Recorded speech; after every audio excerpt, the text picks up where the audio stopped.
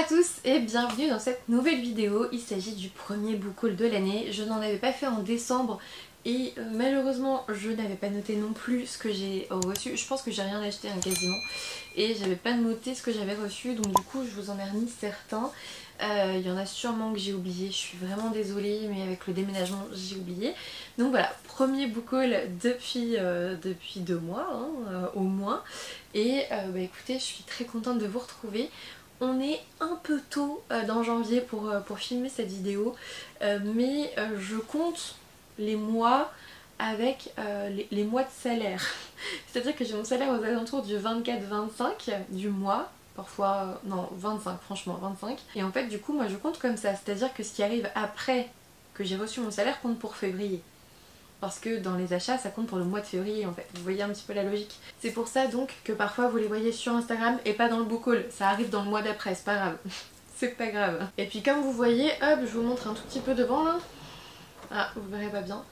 Mais avec tout ça là, je sais même pas combien il y en a, mais on a de quoi faire les gars. Je vais vous montrer. Non mais c'est vachement pratique avec ce petit truc là.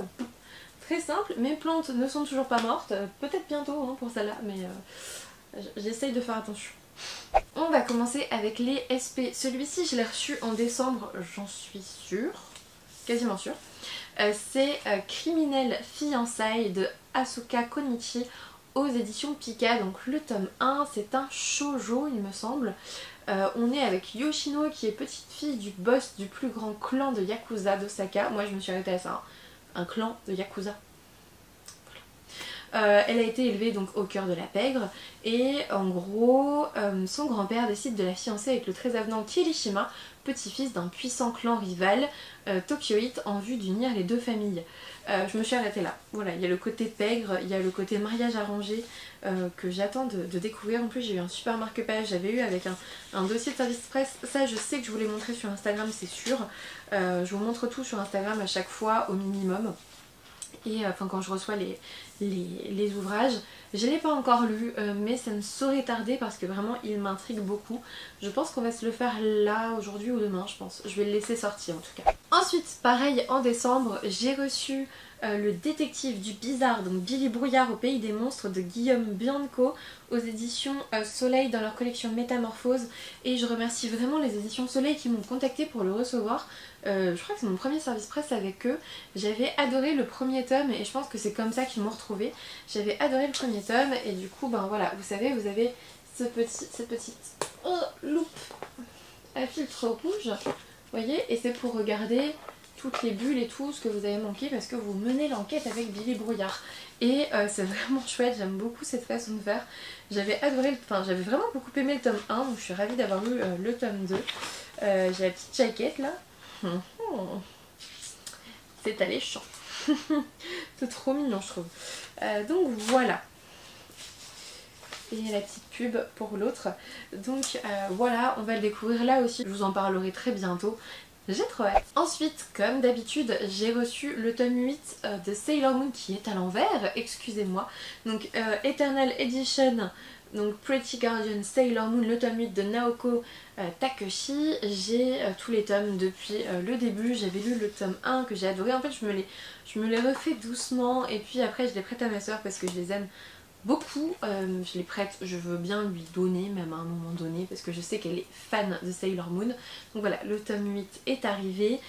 J'ai hâte de continuer cette saga. Ensuite j'ai reçu le tome 3 de Mon ami des ténèbres de Taku Kawamura aux éditions Nobinobi. J'avais le tome 1 mais pas le tome 2, vous verrez il arrive après du coup. On est avec le thème, donc c'est un shonen avec les thèmes humour, amitié et vie scolaire. Il me semble qu'il y a en tout cas des gens qui se moquent de la petite fille là un peu ténébreuse. Je sais pas bien, j'attendais en fait d'avoir les 3 premiers tomes pour commencer comme je le fais souvent. C'est vrai que quand ce sont pas des énormes sorties, j'attends un peu que ça sorte pour pouvoir les enchaîner parce que sinon ça me saoule d'attendre. Donc voilà. On verra bien ce que ça donne, je vous en reparlerai sur Instagram et puis peut-être en update lecture. Celui-ci, je vous l'ai peut-être déjà présenté dans le book haul de novembre, je ne sais plus. Je sais plus si c'était novembre ou décembre, donc voilà.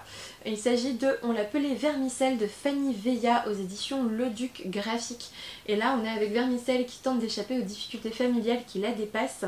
Et en gros il y a des histoires de violence, de sexisme, de non-dit et puis je sais plus trop quoi, je vous avoue, je ne sais plus bien, mais c'est pas grave, c'est pour changer le monde, moi ça me va. On est entraîné dans une fable familiale sensible et profonde avec un amour parfois toxique.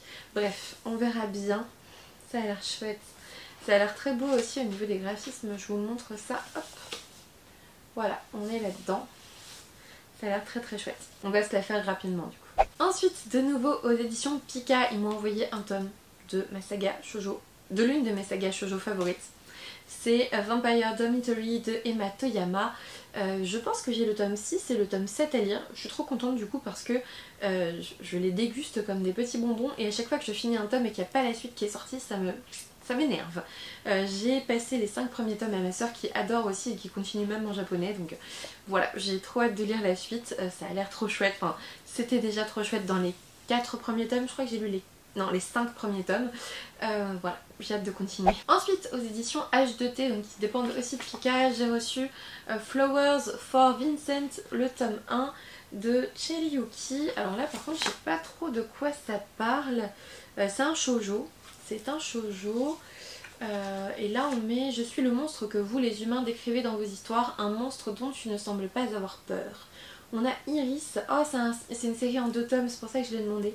On est dans Tranche de vie romance, j'ai pas vraiment envie d'en savoir trop du coup. On est avec Iris, une élève de terminale qui voit l'état de sa grand-mère se dégrader et elle est perturbée au point de manquer régulièrement les cours, préférant se perdre dans ses pensées en quête de sens à son quotidien, et un jour elle va être attirée par un parfum doux et familier qui la conduit devant une boutique de fleurs. Ça me va.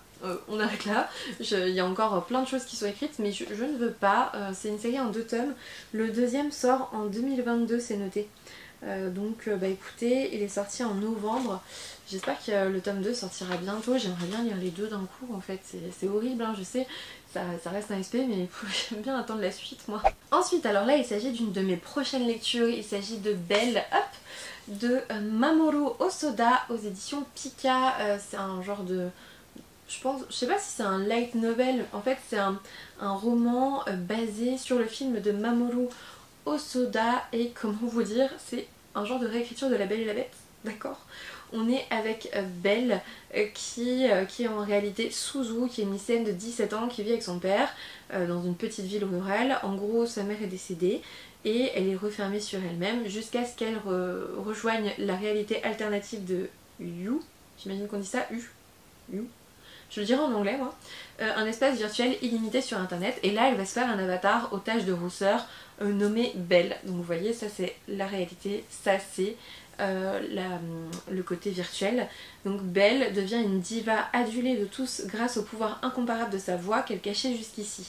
C'est aussi au sein de You que Suzu rencontre Dragon, un personnage révolté qui suscite un vif intérêt sur les réseaux sociaux.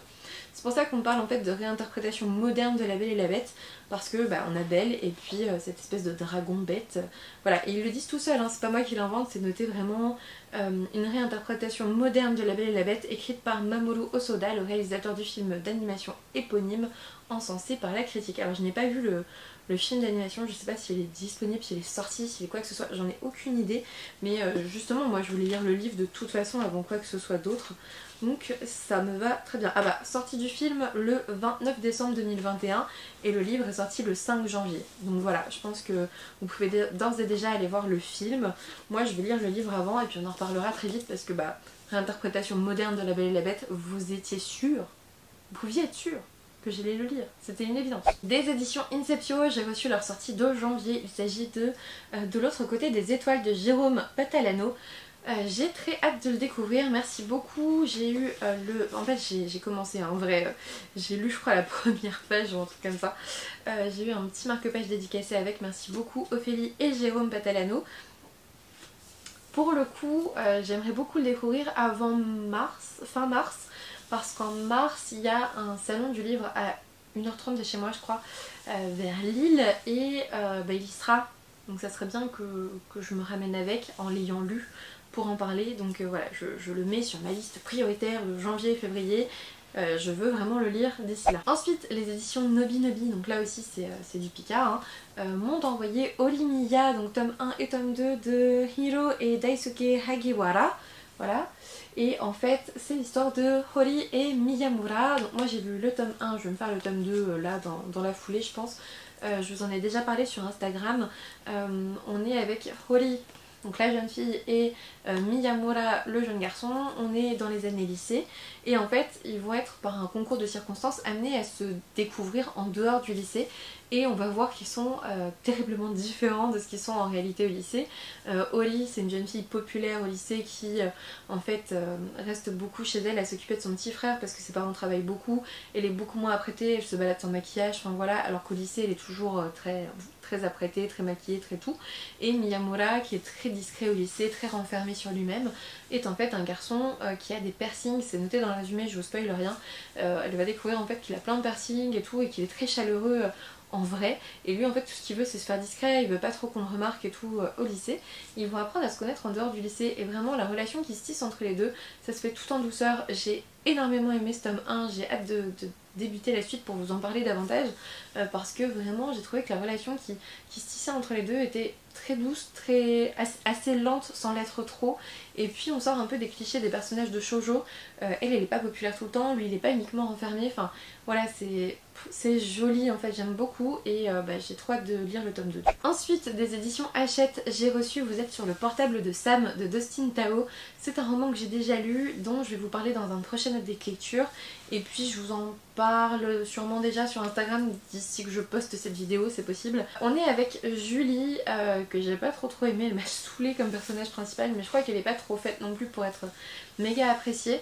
On est avec ce couple de Julie et de Sam, premier amour au lycée. Au bout de 3 ans, Sam meurt dans un dramatique accident et en fait Julie a beaucoup de mal à s'en remettre, mais en même temps, enfin, on commence l'histoire, ça fait 1 semaine qu'il est décédé, tu peux pas t'en remettre au bout d'1 semaine, c'est normal. Et en fait elle va sur un coup de tête essayer de l'appeler pour entendre sa voix sur son répondeur, sauf que voilà, quand elle va l'appeler, Sam va répondre et elle peut garder cette conversation avec lui, elle peut parler avec lui, voilà, en fait il est toujours là mais au téléphone. Et en fait on est sur évidemment le thème du deuil, le thème de la résilience, et puis cet au revoir qu'on doit faire à un moment donné aux proches qui disparaissent et qui sont si difficiles à formuler et à réaliser. Donc voilà, on est sur la thématique du deuil, de la résilience. C'est pas le meilleur roman je trouve sur le deuil que j'ai pu lire, je vous en parlerai en update lecture de toute façon. Ensuite aux éditions Dupuis, j'ai reçu le tome 3 de Lolicorn, donc Loliland versus le monde réel de Ced Walch et Gorobei. Et je suis trop contente parce que j'adore ces petites BD, j'avais lu le tome 1, j'avais lu le tome 2 qui m'avait envoyé, et donc là je suis trop contente de recevoir le tome 3 parce que vraiment j'aime beaucoup. Si jamais vous cherchez une petite BD type vous savez Adèle ou Aubépine, Lolicorn c'est clairement dans la même lignée, je vous le conseille vraiment pour vous ou pour vos enfants, pour vos nièces, vos neveux, peu importe, mais c'est vraiment très chouette. J'ai aussi reçu aux éditions Le Duc, c'est mon petit doigt qui me l'a dit, de Samboy, je sais pas comment ça se dit, et là on est sur la thématique de l'inceste, comment se reconstruire après l'inceste, c'est ça, se reconstruire malgré l'inceste. On est sur une autobiographie en plus donc ça va être terrible pour mes petits nerfs, mais en même temps c'est aussi un peu mon travail d'aider les gens à se reconstruire après ça. Donc c'est pour ça aussi que je l'ai demandé. C'est vraiment pour ça que je l'ai demandé. Je me suis dit que sur le plan thérapeutique, ça pouvait aussi être intéressant de lire une BD autobiographique sur la résilience après l'inceste. Vraiment, ouais, franchement, j'ai vraiment prise dans ce sens-là. Et j'ai hâte de la découvrir du coup, même si ça va déchirer sûrement mon petit cœur et me rappeler plein d'histoires réelles auxquelles j'ai pu être confrontée. Ça me disait bien. Ouais, je sais, c'est bizarre dit comme ça. Ensuite, on a presque fini avec les SP. Décidément, en janvier, ça a bien repris avec la rentrée. Hein. J'ai reçu Mon Stress, donc aux éditions Noir d'Absinthe. Et là, on est sur un recueil de nouvelles, je dirais, avec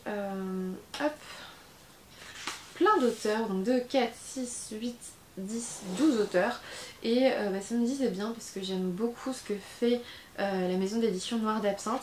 La couverture est juste magnifique, je sais pas si vous voyez. Et bah écoutez, j'ai trop hâte. On est avec justement des auteurs, voilà, descendez aux côtés de nos auteurs dans les catacombes de la civilisation, explorez cette peur du féminin, excavez les tabous qui l'habillent, parure de chair et de sang, ornement de stupre et de vengeance. Ça vous donne pas envie, vous? Moi ça me donne envie, franchement j'ai envie de me faire une nouvelle de temps à autre. Je suis sûre que ça peut être chouette de le lire comme ça, de le picorer un petit peu, de le déguster. On va dire ça comme ça. Ensuite, dernier service presse reçu en janvier, il s'agit de La Sentinelle du Petit Peuple, Les Larmes du Dragon de Fornes, Carbone et Barreau. C'est le tome 2 du coup de La Sentinelle du Petit Peuple et je vois le tome 3 déjà qui est noté, qui est trop beau avec un cheval blanc et tout, je sais pas si vous verrez mais ça a l'air trop beau. Donc voilà, écoutez, on le découvrira et je vous parlerai du tome 1 et du tome 2 en même temps. Ensuite, on passe à mes achats et il y en a je pense 2 fois plus. J'espère que vous êtes prêts, j'espère. Promis, je vais essayer d'un peu moins blablater parce que je vois que ça fait déjà plus de 15 minutes que je suis là. On va essayer de moins blablater quand même. Pour le mois, petite lecture, petit mois, petite lecture, vous savez en février c'est le challenge un peu de Audrey du Souffle des mots. Je me suis dit que j'allais garder celui-ci. Parce qu'il est extrêmement petit. Vous voyez, il est extrêmement petit, c'est je pense un essai. C'est de André Gide, de l'influence en littérature. Et c'est chez Alia. Et franchement ça me faisait trop envie. On parle de l'influence en littérature tout simplement. Donc ce que je suis censée faire, vu que... voilà, c'est le texte d'une conférence donnée à Bruxelles au Cercle culturel de la libre esthétique en 1900. Des extraits en sont d'abord parus sous le titre de l'influence. Mais voilà, en fait, ça date pas d'hier, ça date de bien avant. Et moi, j'ai bien envie de lire ça, en fait. Je l'ai vu sur le compte de Serial Lecternic Talup, c'est ça, donc d'Anthony sur Instagram. Et il m'a donné trop envie, ça coûte 3 €. On le découvrira en février, juste pour la blague des petites lectures en février, vraiment. Ensuite, je me suis pris Le Mari invisible de Freak Island de Colleen Oakley aux éditions Hauteville. Et là je vous en avais parlé dans les sorties littéraires comme beaucoup des achats qui sont là. On est sur l'île de Freak Island et on suit Piper Parrish qui vit une vie idyllique, sauf que voilà, son mari a disparu en mer et on a un journaliste qui va venir sur l'île. Je sais plus quel sujet il a normalement, et en fait pour lui il va plutôt détenir un scoop sur cette femme qui vit comme si son mari n'avait pas disparu, c'est très particulier. Bref, ça me faisait très envie, c'est les éditions Hauteville donc j'avais trop envie de voir un petit peu ce que ça donne. En plus il y a une carte, il y a une carte alors que c'est pas de la fantaisie, je trouve ça trop bien. Attendez, je vous montre ça, si j'arrive. Voilà. Il y a une petite carte, écoutez on verra bien ce que ça donne, il me faisait trop envie. Un peu pareil, hein, je vous en ai parlé dans les sorties littéraires, je me suis pris Iron Widow de Shiren Jie Zhao aux éditions La Martinière Jeunesse. Vous savez c'est cette fantaisie asiatique je dirais, qui me fait trop envie avec une part je pense bien féministe parce qu'on a justement des machines qui sont pilotées par les énergies psychiques combiné d'un homme et de sa concubine et comme par hasard c'est toujours la concubine qui meurt et là on est avec Zetian qui s'engage dans l'armée et qui va sortir victorieuse elle de l'affrontement. En fait elle va pas mourir comme la plupart des autres femmes et voilà ça me faisait trop envie. La couverture est beaucoup trop belle. On en reparle très vite. Ensuite, cet achat-là a été motivé par l'avis, moi aussi je suis influencée, vous voyez, par l'avis de Marilyn de Summary's Books. Je l'avais pas demandé en service presse à Casterman lorsqu'ils me l'ont proposé et puis finalement je l'ai acheté. Donc vous voyez, je vous l'ai toujours dit, moi quand je reçois pas un livre, même s'il finit par m'intéresser, je l'achète. C'est ce qui s'était passé aussi avec Mexican Gothic, qui me l'avait proposé, sur le coup j'avais pas aimé et puis il y avait Isa des Chroniques du Hérisson qui en a parlé et du coup je voulais trop le lire. Voilà, c'est exactement la même chose pour celui-ci. C'est Le sang coule dans tes veines de Rachel Burg, je sais pas comment on dit, aux éditions Casterman. Et ici j'ai pas trop bien compris les choses, j'ai pas trop voulu en savoir non plus parce que l'avis de Marilyn m'a suffi et j'avais trop envie de le découvrir à mon tour. Ça a l'air assez sombre et puis la première phrase vous a beaucoup fait rire sur Instagram parce que c'est « Je n'ai aucun souvenir de ma chute ». Et on m'a envoyé un message en disant pourtant toi je crois que tu t'en souviens de ta chute. Et oui en effet je me souviens bien de ma chute dans les escaliers, tout à fait. Mais voilà. J'avais l'impression qu'il y avait un côté voilà, norvégien, c'est ça, chez sa grand-mère en Norvège, un côté mythologie nordique en fait, et fantasy, et c'est vraiment ce que j'ai gardé en tête. Je vais le découvrir dans pas très longtemps parce qu'il fait très exactement 320 pages, donc je trouve que ça va encore. J'ai hâte de le lire, vraiment. Ensuite, alors ça c'est suite à un Vlil avec, encore pareil, hein, Serial Lecter Nyctalope, hein, c'est sacré Anthony. Vous allez voir, j'ai acheté plein de trucs à cause de lui, c'est affreux, à cause de lui et de la grande librairie je crois. En fait si vous voulez il y avait des Vlil rentrées littéraires et du coup j'ai participé aux 2 rencontres de rentrées littéraires, c'est en virtuel, n'hésitez pas à aller voir le site, je vous le mets en barre d'infos. Et en fait je me suis pris Sucre amer de Avni Doshi aux éditions Globe. Là dans cette histoire, attendez que je vous retrouve le résumé. Dans cette histoire, on a la mère d'Antara qui a 50 ans, qui va déclencher les premiers symptômes de la maladie d'Alzheimer. Et ce que j'avais compris, c'est que ce roman allait être beaucoup sur la relation mère-fille, et notamment en Inde, avec sa fille justement qui n'a pas envie de prendre soin d'elle, parce que plus le passé déserte l'esprit de sa mère, plus le sien en est envahi. Sa mère ne l'a ni élevée, ni aimée, ni respectée. Quand Antara avait 4 ans, Ma s'est entichée d'un gourou, a fait fuir son père, l'a entraîné dans la secte d'Osho, puis abandonné aux tortures d'un pensionnat catholique. Et du coup elle a plein de souvenirs cruels et elle n'a aucune envie de prendre soin de sa mère dans cette société où vraiment prendre soin de ses parents c'est important. Voilà, ça m'a beaucoup parlé, j'avais énormément envie de le lire. Je pense que évidemment ça fait écho à plein de choses et voilà, j'avais trop envie de le découvrir, on en reparlera j'espère très vite. Ensuite là je crois que c'est encore la faute de Marlene de Summary's Books, je crois. J'avais hésité à me l'acheter, je m'étais dit j'attends les premiers avis étaient super donc je l'ai pris. C'est comme Un oiseau dans les nuages de Sandrine Kao aux éditions Syros. Je vous l'avais dit aussi dans les sorties littéraires, on est avec Anna May qui a 16 ans, qui tient de sa mère ses origines chinoises et taïwanaises et pourtant elle n'a aucun souvenir de cette maman et justement elle va découvrir l'histoire de sa famille et tout ça. Voilà, je suis restée sur ça.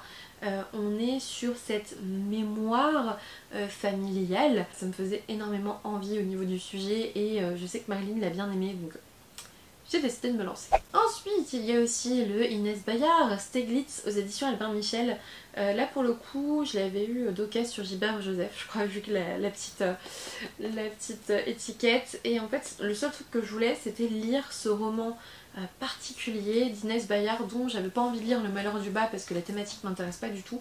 Mais là, on est avec Lenny qui aime la vie qu'elle mène avec son mari Yvan et qui va voir sa vie totalement basculer lorsqu'on va frapper à sa porte et qu'on va lui demander si elle a entendu des coups de feu dans le voisinage. Et j'avais envie de comprendre ce côté psychique traumatisé par cette visite, j'avais l'impression. J'avais envie de comprendre, on verra bien ce que ça donne, je sais pas du tout. On verra. Ensuite, les 2 prochains achats étaient aussi chez Gilbert Joseph d'occasion, mais aussi... En fait, j'avais une grosse tirelire parce que quand j'ai déménagé, j'ai vendu énormément de livres à Gilbert Joseph, c'est-à-dire que j'ai fait une grosse razzia, j'ai fait un gros tri et je les ai balancés chez Gilbert Joseph parce que c'était plus simple. Et du coup, lors de la rentrée littéraire avec Vlil en virtuel, j'ai aussi vu Sur les terres du loup de Chérie Dimaline aux éditions Buchet-Chastel, qui étaient vraiment... Les éditrices qui sont venues étaient passionnantes et elles m'ont donné trop envie de le découvrir. On est avec Joanne qui a le cœur brisé. Voilà presque un an qu'elle s'épuise à chercher son mari Victor, disparu dans la nuit, le soir où il a suggéré de vendre à des promoteurs la terre de ses ancêtres. Moi déjà ça me... La terre de ses ancêtres. Depuis, elle sillonne les routes de la baie géorgienne, décidée à savoir si Victor est mort ou s'il l'a simplement quitté, comme le pense sa communauté. Et en fait, elle va voir apparaître devant elle un homme qui n'a de Victor que les traits. Et pourquoi est-ce qu'il la reconnaît pas? Ce qui m'a attirée dans cette lecture, c'est qu'on s'inspire de la figure du rouge-garou, une créature mi-homme, mi-loup, qui hante l'imaginaire métis. Et on est avec un thriller moderne et singulier, bref... Ça a l'air trop bien. Le fait d'avoir cette figure que je ne connais pas, le loup-garou, mi-homme, mi-loup. Alors est-ce que c'est un genre de loup-garou? Mais là c'est roux-garou, voilà, on est plutôt dans ça. Donc ça m'attirait bien. Et puis on a ce côté ancestral, ce côté traditionnel. Et voilà, ça m'attirait bien dans ce roman, donc... je le découvrirai aussi. Et de nouveau chez Buchet-Chastel, j'ai pris en même temps le livre des heures de Anne de la Flotte Médévie, qui est un tout petit peu abîmé là, qu'est-ce que je lui ai fait? Voilà. Et dans cette histoire, on suit Marguerite qui est fille et petite fille d'enlumineur qui vit sur le pont Notre-Dame avec son frère jumeau qui est gravement malade et sa mère qui préférerait que ce soit Marguerite qui soit malade. Et chaque jour, elle accable sa fille et chaque jour, pour échapper à sa mère, Marguerite se réfugie dans l'atelier d'enluminure et ses couleurs fabuleuses.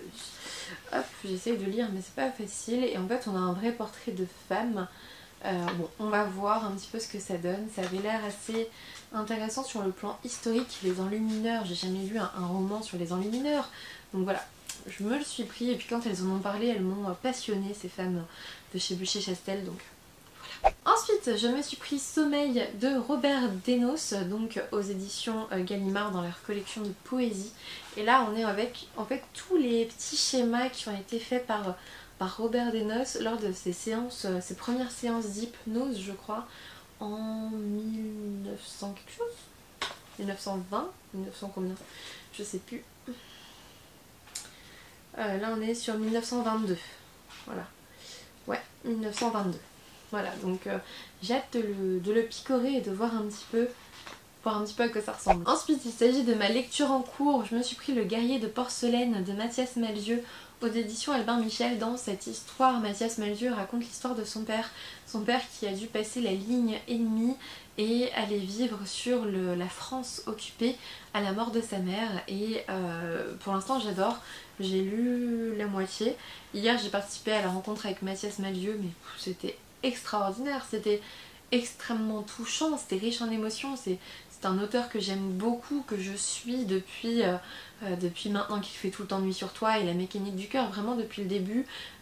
J'ai connu Dionysos comme ça d'ailleurs avec ses romans et j'adore ce qu'il fait, j'adore sa façon de s'exprimer, j'adore sa façon d'écrire qui est extrêmement poétique et bah écoutez, hier il nous a même offert une chanson donc je ne peux qu'être extrêmement touchée par ce cadeau qu'il nous a fait et voilà, j'en ai encore les étoiles dans les yeux. Hier, pour vous dire, je me suis mise à hurler dans la maison parce qu'il a partagé ma story. C'est totalement con, je sais, mais il a partagé ma story de l'événement. En fait, j'ai fait une story avec le livre et la rencontre ville derrière. Et il a partagé ma story et j'étais totalement hystérique en fait. En mode, ah, il a partagé ma story parce que c'est quelqu'un que j'admire énormément. Et le fait qu'il partage ma story, c'est con, pour lui ça a dû lui prendre 3 minutes, il sait pas du tout qui je suis, il en a aucune idée, mais ça m'a fait plaisir, c'est totalement stupide, mais vous savez comment on est quand je sais pas, quand on a un contact avec quelqu'un qu'on admire depuis longtemps, lui ça fait des années que je l'admire, le fait de l'avoir en rencontre, même virtuelle, ça m'a donné énormément d'émotions. J'aime beaucoup ce roman, je le déguste pour l'instant, je vais le finir hein, malheureusement à un moment donné, mais j'ai pas lu Une sirène à Paris. J'ai pas lu Une sirène à Paris, il y a un autre aussi. J'ai pas lu son recueil de poésie chez l'Iconopop. Et qu'est-ce que j'ai pas lu encore? Je sais plus, mais il y en a plusieurs que j'ai pas lu, je les garde en fait. Je regarde par là parce qu'ils sont là-bas, hein, voilà. Je les garde jalousement pour les lire de temps en temps. C'est comme un bonbon que vous dégustez parce que vous savez qu'il n'y en aura pas de deuxième quoi. Il n'y a pas de deuxième... En fait, si, il y a des deuxièmes lectures de ces romans, mais il n'y a pas de deuxième découverte de ces romans, c'est ça que je veux dire. Ensuite, l'auto-édité acheté ce mois-ci, parce qu'en fait, j'ai décidé d'acheter un auto-édité par mois. C'est un petit peu ma façon de les soutenir.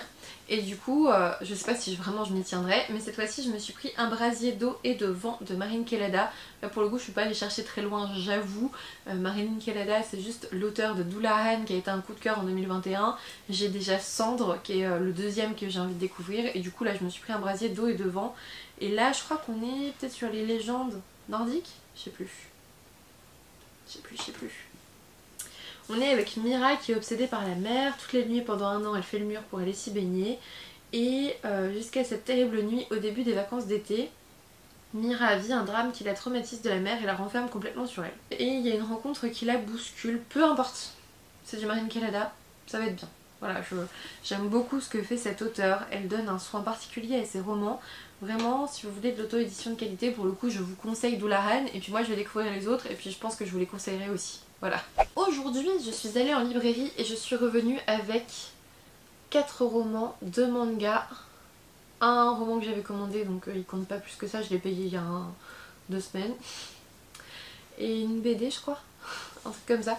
Je me suis pris l'Éden des sorcières, le tome 2 de Yumeji aux éditions Kiyun. Je vous avoue, c'était ma première sortie depuis 2 semaines avec mon entorse de cheville et du coup, clairement, c'était forcément en librairie et c'était shut up and take my money quoi. J'avais les bras comme ça, plein de livres, à boitiller comme ça dans la librairie, mais peu importe. Je suis trop contente. Du coup, j'ai l'Éden des sorcières, le tome 2. J'ai le tome 1 que je vois là-bas, je l'ai pas encore lu. C'était Sarah de Mrs. Bookierman qui en avait parlé et qui m'avait donné envie de le lire, je crois. Et moi, je voulais attendre les tomes suivants parce que, comme vous le savez, un manga, souvent j'aime bien avoir les 2-3 premiers tomes, comme ça je les lis d'un coup et je sais si je continue la saga ou pas. Souvent, c'est aussi simple que ça. Sauf quand c'est une saga en 2 tomes ou en 3 tomes ou en 4 tomes. Là, en général, je les lis en avant. Du coup, je vous ai montré que dans les SP, j'ai reçu le tome 3, donc bah, j'ai dû m'acheter le tome 2 parce que je l'avais pas demandé, je crois, à Pika, j'avais un peu oublié. Il s'agit de Mon ami des ténèbres de Taku Kawamura, donc le tome 2 aux éditions Nobinobi. Comme ça, j'ai les 3 premiers tomes, je peux découvrir la saga et voir si je continue. Ensuite, alors là, c'est totalement la faute de mon arrêt de travail et de la grande librairie, parce que du coup, je me suis fait ces 2 dernières semaines les 3-4 dernières émissions de la grande librairie et du coup j'ai trop craqué.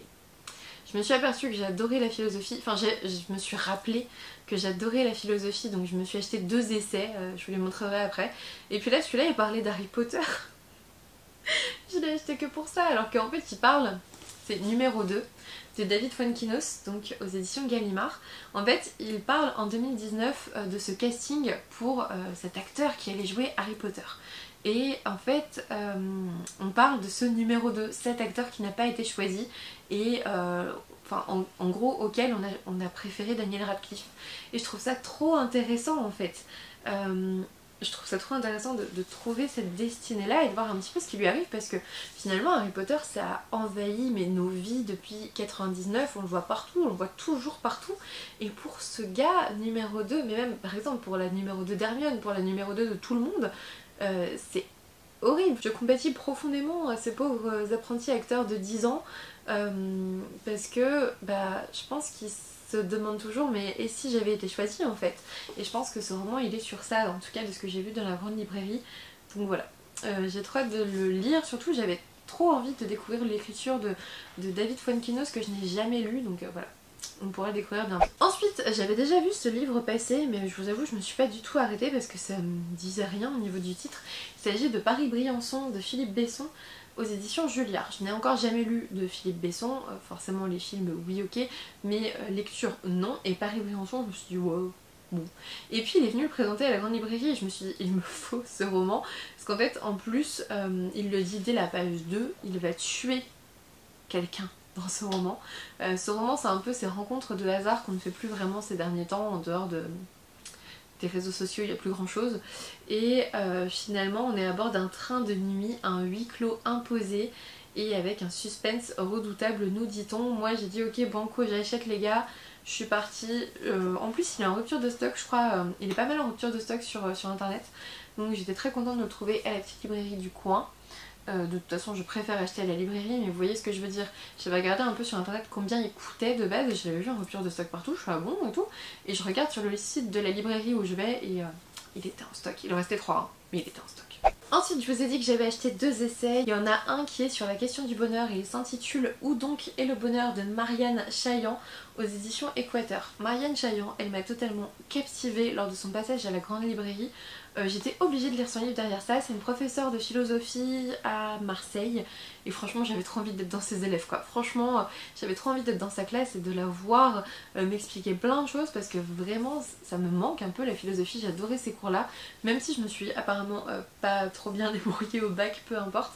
J'adorais la philosophie toute mon année de terminale, vraiment je trouvais ça génial et je trouve ça dommage qu'on n'en ait pas plus, même si j'aurais pu en faire plus selon le cursus derrière, mais voilà. Et là on est vraiment avec ce bonheur, donc cette question du bonheur en tout cas, et on vous dit c'est sur cette question que chaque année je quitte mes élèves, comme si étant l'ultime leçon elle avait vocation à demeurer plus vive. Ce cours concentre l'essentiel de ce que la philosophie m'a appris et que je souhaite transmettre à mon tour. Mais c'est magnifique. Bref, j'ai trop hâte de découvrir son essai, vraiment. J'ai très envie. Voilà. Et le deuxième, pareil, hein, grande librairie, c'est le dernier, c'est Tempête dans le bocal de Bruno Patino, donc la nouvelle civilisation du poisson rouge aux éditions Grasset. Là, on est avec Bruno Patino qui est directeur chez Arte ou vice-directeur ou je sais plus quoi. Il est président d'Arte, spécialiste des médias. Voilà, il a été président d'Arte et je crois qu'il est directeur je sais plus quoi maintenant. Bref, peu importe, ou non, ou il a été dans France TV, je sais plus. Peu importe, en tout cas il nous parle des réseaux sociaux, des médias et de la communication. Et comme c'est un petit peu ce qu'on fait ici, ça m'a carrément parlé. Et voilà, on parle un petit peu de ce temps connecté qui est devenu universel. Et puis voilà, enfin, c'était un essai sur ça, j'ai trouvé passionnant aussi dans ses réflexions à la grande librairie. Je me suis dit ok, il faut que je lise ce qu'il a écrit parce que vraiment il m'a beaucoup intéressée. Donc voilà, on verra bien ce que ça donne, je vous en reparlerai, je sais pas si j'arriverai, je peux pas critiquer un essai, je pense que c'est compliqué mais je vous en reparlerai en tout cas. Puis j'aime bien toute sa bibliographie et tout derrière, tu vois que le gars il a potassé son truc, mais voilà, en plus il avait eu une discussion avec le créateur de Facebook et tout, enfin voilà, à voir. Ensuite, je suis beaucoup trop contente, je l'ai trouvé, il est pareil en rupture de stock partout sur internet. Moi mon premier réflexe c'est de regarder Amazon Fnac, rupture de stock partout. J'ai dans cette édition le livre de la jungle et le magicien d'Oz qu'on m'a offert, mais j'avais pas le premier et je l'avais jamais acheté parce que je me suis dit oh pourquoi, voilà, Peter Pan c'est pas forcément mon conte favori, machin, enfin mon histoire favorite, etc. Mais je me suis aperçue que les livres sont tellement exceptionnels que je veux toute la collection. Donc j'ai réussi à me trouver à la librairie, enfin je l'avais réservé en fait depuis une semaine et demie, sauf que je suis tombée entre temps, enfin 2 semaines, sauf que je suis tombée entre temps, je me suis fait une entorse et du coup j'ai pas pu aller le chercher avant maintenant, avant aujourd'hui. J'ai Peter Pan, donc illustré et animé par Mina Lima aux éditions Flammarion et je suis beaucoup trop contente parce que j'avais fait déjà une croix dessus, je m'étais dit que vraiment je le trouverais pas et voilà, il est en rupture de stock, c'est fini, c'est tout. Mais en fait non, je l'ai, voilà, ma collection est complète pour le moment et je compte bien la compléter petit à petit avec toutes les sorties et j'ai trop hâte que La Belle et la Bête sorte dans cette édition là. Vous pouvez être sûr que je vais lire le livre comme ça c'est sûr. Ensuite on termine avec des graphiques, il y en a 2 que j'ai eu d'occasion et un que je viens d'acheter aujourd'hui. Le premier d'occasion c'est La Servante écarlate de Margaret Atwood aux éditions Robert Laffont. Je suis en train de me refaire la série en fait sur Amazon Prime Video. J'avais toujours eu envie de découvrir l'adaptation BD en fait, enfin le roman graphique. Donc voilà, je vous montre un peu, on est sur ce type de graphique. Ça me faisait très envie, je le lirai après avoir revu la série. Je pense qu'on est plutôt dans l'adaptation du livre, mais justement ça peut me permettre de lire le livre en BD sans passer par le livre en lui-même que j'ai pas très envie de lire parce qu'apparemment beaucoup m'ont dit qu'ils avaient préféré la série et c'est quand même dommage. Ensuite je l'ai vu passer un petit peu partout donc j'ai fait mon mouton et je l'ai pris aussi d'occasion. Il s'agit de 47 cordes de Timothée Loboucher, donc première partie. On est avec une métamorphe créature fantastique capable de changer de forme à volonté, tombe amoureuse d'un jeune homme nommé Ambroise. Bon, j'arrête là. Voilà, je l'ai déjà vu passer partout. J'ai vu qu'il y avait 2 couvertures pour cette première partie. Il faut que je me renseigne un petit peu parce que je l'ai vu tout à l'heure et je me suis posé la question. Donc on va voir, en tout cas je vais le découvrir et puis on en parlera très vite. J'avais caché un livre sous les graphiques.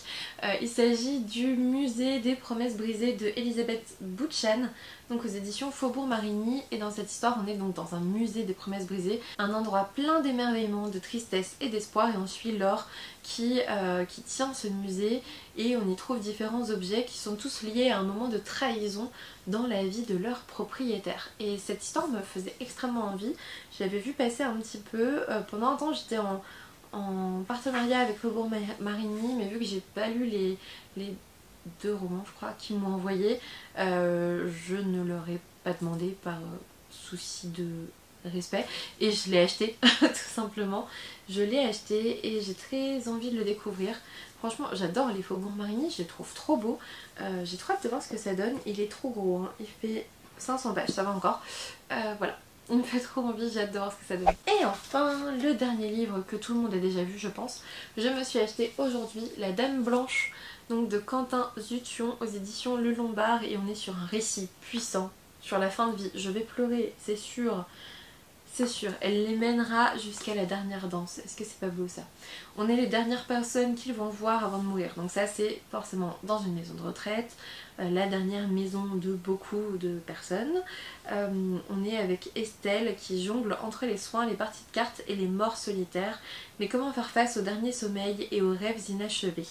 En tissant des liens forts et intimes avec ses résidents, la jeune femme pourrait perdre pied et prendre goût à une liberté dangereuse. On va voir un petit peu la fin de vie par les yeux d'une infirmière en EHPAD. Je trouve que c'est une extrêmement bonne idée. Je suis moi-même des soignants en EHPAD. J'ai en consultation aussi des résidents en EHPAD. Et j'avais très envie de me sensibiliser à cette question parce que... Enfin de me sensibiliser, j'y suis déjà vu que je suis des patients dans ce cas-là. Mais c'est vrai que c'est quelque chose qui m'intéresse beaucoup. Je pense que ça doit être extrêmement difficile de vivre en EHPAD et de voir ses petits camarades partir les uns après les autres, ça doit être terrible. Et en même temps je pense qu'il y a des animations, des moments de joie et des choses qui contrebalancent tout ça. Bref, on verra un petit peu ce que cette BD a dans le ventre. Et on termine ici pour ce book haul super long de janvier 2022. Après je vous avoue, j'ai pas pris la résolution d'acheter moins de livres, donc j'ai rien à me reprocher, hein. Voilà. Et puis comme j'ai dit dans ma dernière ou avant-dernière vidéo que j'allais lire plus, voilà, je vous mets les liens en barre d'infos, mais je pense que je peux. Voilà. J'espère en tout cas que cette vidéo vous a plu. N'hésitez pas à me dire ce que vous en avez pensé en commentaire. Est-ce que vous aimez toujours les book hauls ou pas? Est-ce que ça vous avait manqué ou pas? Je ne sais pas. N'hésitez pas à me le dire. En tout cas, moi ça m'a beaucoup plu de vous présenter tout ça, je suis très contente. Et puis en plus j'ai un peu de place pour les ranger, donc ça va pour l'instant, ça va. Un petit pouce bleu, de l'amour, ça me ferait super plaisir bien évidemment. Vous abonner si ça n'est toujours pas fait aussi. Et puis moi je vous dis à bientôt pour une nouvelle vidéo. I'm looking up from my window. Sun's coming up like the day before. You're like a stone on my pillow. I don't make a sound when I shut the door.